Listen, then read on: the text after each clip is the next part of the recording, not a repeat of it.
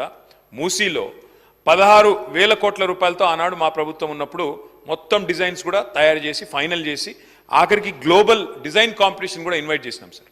చేసిన తర్వాత ఇవాళ మాకు ఆశ్చర్యం ఎక్కడ కలుగుతా ఉందంటే ఒక రోజేమో 50,000 కోట్లతో మూసీ ప్రక్షాళన మూసీ బ్యూటిఫికేషన్ అని ఒకరోజు ప్రకటన వస్తుంది. తర్వాత పర్యాటక శాఖ మంత్రి గారేమో 70,000 కోట్లతో అని చెప్పి వారు ప్రకటన ఇచ్చారు. ఆ తర్వాత ఈ మధ్యన ముఖ్యమంత్రి గారు గోపన్పల్లిలో 150,000 కోట్లతో మూసీ అన్నారు.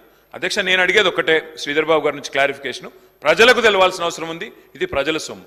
16,000 కోట్లతో including express way, east to west express way 55 కిలోమీటర్లు ప్లస్ బ్యూటిఫికేషన్ మేము ప్రారంభించాం ఆల్రెడీ. మీకు తెలియకపోవచ్చు, నాగోల్లో మీరు పోతే మీరు చూడవచ్చు. వారిని కోరేదేమంటే ఇది రాష్ట్ర ప్రజల సంపద.